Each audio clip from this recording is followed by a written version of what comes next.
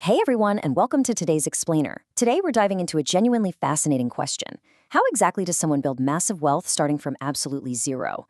We so often look at these giant business empires and assume there's some secret advantage or just, well, incredible luck involved. But today we're going to break down the true power of financial capital, and we're doing it through a pretty amazing, straightforward story that shows how literally anyone can transform their financial destiny.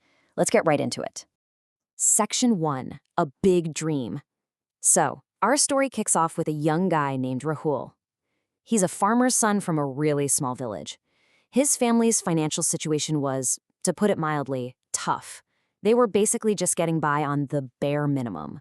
But despite this incredibly humble background, Rahul had this wildly ambitious dream.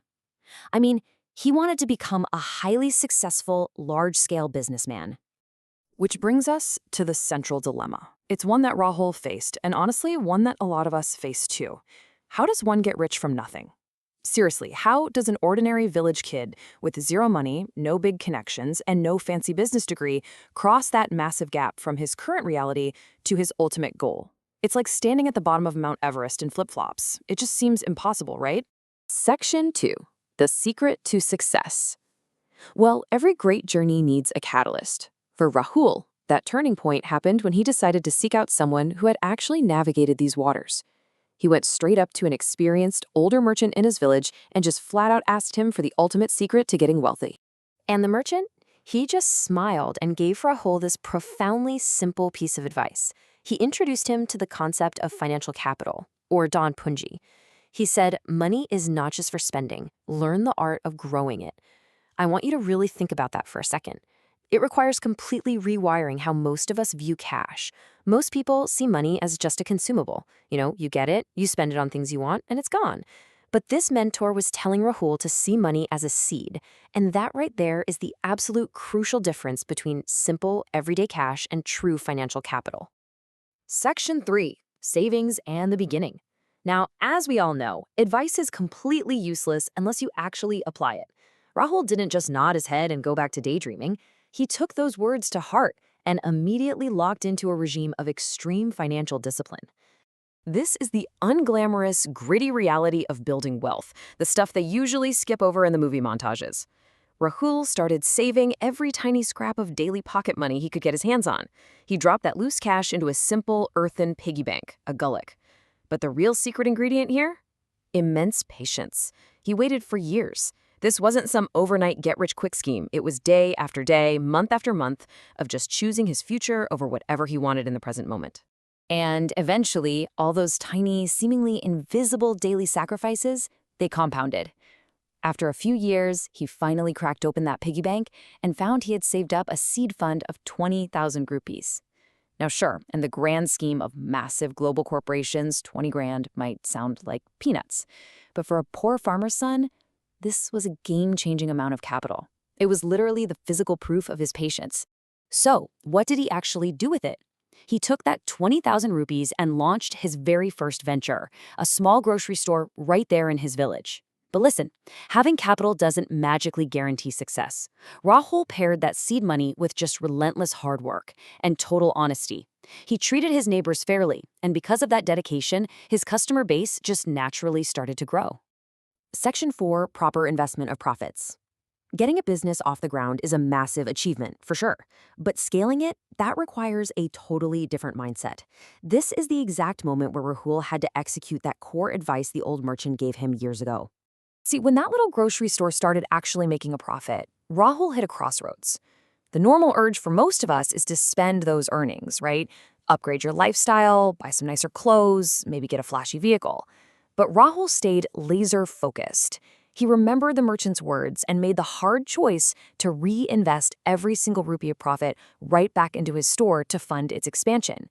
He refused to feed his lifestyle because he knew he had to feed his capital.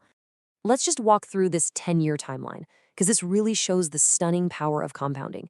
In year 1, he's just got that one small shop. But because he plows everything back in, by years 2 through 9, he has enough capital to open a second location, expand his inventory, and really stretch his reach. Fast forward to year 10. Rahul doesn't just have a shop anymore. He owns multiple shops, a massive warehouse, and he employs hundreds of people.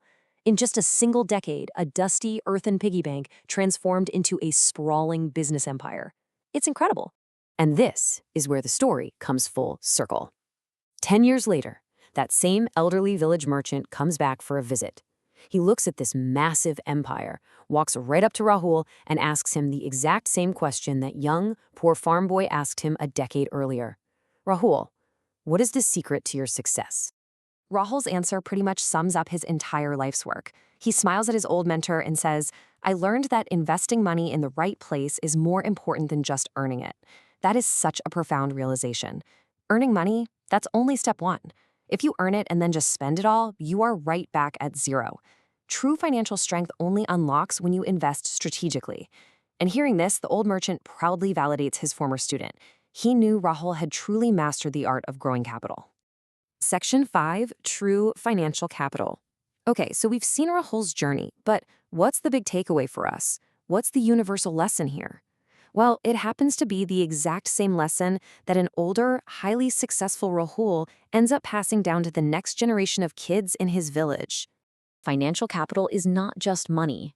It is so much more than the paper in your wallet or some numbers on a banking app. And it definitely isn't just some abstract concept for Wall Street bankers. It is a highly practical, tangible tool. When you utilize it, protect it, and grow it properly, it becomes the exact vehicle you need to turn wild, seemingly impossible dreams into living, breathing reality. And just to prove how totally accessible this really is, let's look at Rahul's exact methodology. Step 1, save daily pocket money. Just start with whatever you have, even if it's pennies. Step 2, open a small shop, meaning put that seed capital into a productive asset. Step 3, reinvest your profits to feed that asset so it grows. And step 4, build an empire by stepping back and letting time and compounding do the heavy lifting for you. It's not magic at all, folks. It's just mechanics. Which leaves us with one final, incredibly important question. You know the mechanics now, and you've seen the roadmap. So take a hard look at your own resources, your time, your skills, your savings. Ask yourself, how will you use your capital?